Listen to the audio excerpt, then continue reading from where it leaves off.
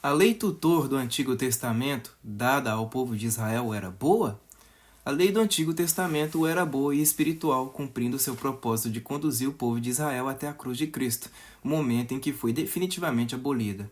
Contudo, o homem, sendo carnal e indisciplinado, não se submetia à lei de Deus, pois o Pai é Espírito. É comum que muitos se confundam ao ler as epístolas de Paulo sem o entendimento concedido pelo Espírito Santo. O apóstolo Pedro reconheceu esse fato e recomendou os escritos de Paulo como verdadeiros, apesar de alguns pontos difíceis de entender. E tende por salvação a longanimidade de nosso Senhor, como também o nosso amado irmão Paulo vos escreveu, segundo a sabedoria que lhe foi dada. Falando disto, como em todas as suas epístolas, entre as quais há pontos difíceis de entender que os indoutos e inconstantes torcem, e igualmente as outras escrituras, para sua própria perdição. 2 Pedro 3, 15 e 16. Como Pedro alertou, supostas contradições bíblicas, que na realidade decorrem da falta de entendimento, têm sido usadas como desculpa para que muitos rejeitem a fé em Cristo e a palavra revelada na Bíblia. Consideremos o ensinamento de Paulo sobre a lei do Antigo Testamento. Por um lado, Paulo descreve a lei dada aos israelitas como ministério da morte e ministério da condenação, afirmando que a letra mata, o qual nos fez também capazes de ser ministros de um novo testamento, não da letra, mas do Espírito, porque a letra mata, mas o Espírito vivifica. E se o ministério da morte, gravado com letras em pedras, veio em glória, de maneira que os filhos de Israel não podiam fitar os olhos na face de Moisés, por causa da glória do seu rosto, a qual era transitória, como não será de maior glória o ministério do Espírito? Porque se o ministério da condenação foi glorioso, muito mais excederá em glória o ministério da justiça. 2 Coríntios 3, do 6 ao 9. Ele também se refere à lei como um escrito de dívida que era contrário a nós e nos prejudicava, havendo riscado a cédula que era contra nós nas suas ordenanças, a qual de alguma maneira nos era contrária, e a tirou do meio de nós, cravando-a na cruz. Colossenses 2,14.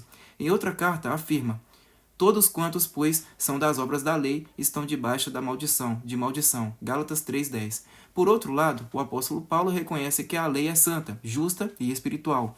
E assim a lei é santa e o mandamento santo, justo e bom. Logo tornou-se-me o bem em morte? De modo nenhum, mas o pecado, para que se mostrasse pecado, operou em mim a morte pelo bem, a fim de que pelo mandamento o pecado se fizesse excessivamente maligno, porque bem sabemos que a lei é espiritual, mas eu sou carnal, vendido ao pecado. Romanos 7, do 12 ao 14. Um dos trechos mais elucidativos sobre esse tema é 1 Timóteo 1, do 8 ao 10, onde Paulo escreve: sabemos que a lei é boa, se alguém a usa de maneira adequada. Também sabemos que ela não é feita para os justos, isto é, para os justificados no sacrifício perfeito de Cristo, mas para os transgressores e insubordinados, para os ímpios e pecadores, para os profanos e irreverentes, para os que matam pai e mãe, para os homicidas, para os que praticam imoralidade sexual e os homossexuais, para os sequestradores, para os mentirosos e os que juram falsamente, e para todo aquele que se opõe a essa doutrina. Aqui fica claro que todos que se colocam debaixo da lei dada por meio de Moisés são negativamente caracterizados e são inimigos de Cristo e da sã doutrina. Observemos alguns fatos importantes. A lei era para transgressores. Ela trouxe o conhecimento do pecado, como Paulo afirma. Portanto, ninguém será declarado justo diante de Deus baseando-se na obediência à lei, pois é mediante a lei que nos tornamos plenamente conscientes do pecado. Romanos 3:20. Mas a Escritura encerrou tudo debaixo do pecado para que a promessa pela fé em Jesus Cristo fosse dada aos crentes. Gálatas 3:22. O homem se condenou por sua falta de amor, o princípio que sustenta qualquer lei divina, e a lei revelou a sua condição. E Jesus disse-lhe: amarás o Senhor teu Deus de todo o seu coração, e de toda a tua alma, e de todo o teu entendimento. Este é o primeiro e grande mandamento. E o segundo, semelhante a este, é: amarás o teu próximo como a ti mesmo. Destes dois mandamentos dependem toda a lei e os profetas. Mateus 22, do 37 ao 40. Esse ministério da morte e da condenação foi necessário, porque sem o diagnóstico do problema, o homem não aceitaria a cura em Jesus. Antes que viesse esta fé, estávamos sob a custódia da lei, nela encerrados, até que a fé que haveria de vir fosse revelada.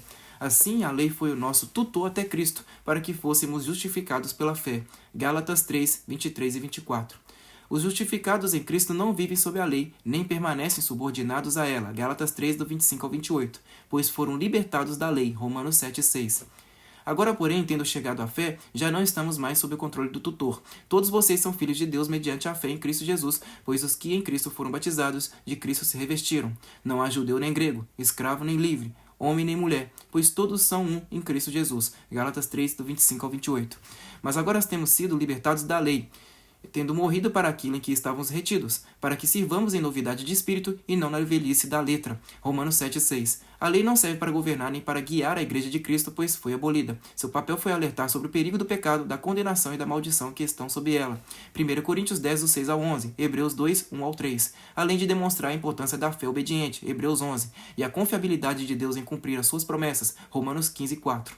E essas coisas foram-nos feitas em figura, para que não cobicemos as coisas más, como eles cobiçaram. Não vos façais, pois, idólatras, como alguns deles, conforme está escrito.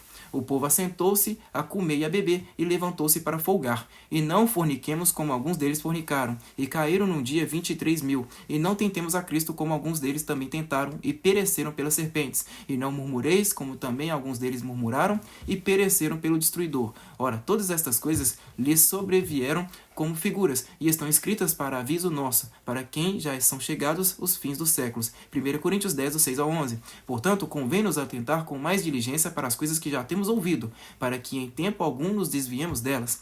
Porque se a palavra falada pelos anjos permaneceu firme, e toda transgressão e desobediência recebeu a justa retribuição, como escaparemos nós, se não atentarmos para uma tão grande salvação, a qual, começando a ser anunciada pelo Senhor, foi-nos depois confirmada pelos que a ouviram. Hebreus 2, 1 ao 3. Pois tudo o que foi escrito no passado foi escrito para nos ensinar, de forma que, por meio da perseverança e do bom ânimo procedentes das Escrituras, mantenhamos a nossa esperança. Romanos 15, 4. Por essas razões, estudamos e aprendemos toda a Escritura, 2 Timóteo 3, 16 e 17, e erramos ao negligenciar o Antigo Testamento, pois ele aponta para Cristo, que é a finalidade da lei, a qual foi abolida por ele na cruz. Toda a Escritura é inspirada por Deus e útil para o ensino, para a repreensão, para a correção e para a instrução na justiça, para que o homem de Deus seja apto e plenamente preparado para toda boa obra. 2 Timóteo 3, 16 e 17. A lei foi dada ao povo de Israel e não estamos sob ela. Hoje vivemos na nova aliança e na sã doutrina. Porque virá tempo em que não suportarão a sã doutrina, mas, tendo coceira nos ouvidos, amontoarão para si doutores conforme as suas próprias concupiscências, e desviarão os ouvidos da verdade, voltando às fábulas. Mas tu, sê sóbrio em tudo, sofre as aflições, faze a obra de um evangelista, cumpre o teu ministério. 2 Timóteo 4, do 3 ao 5.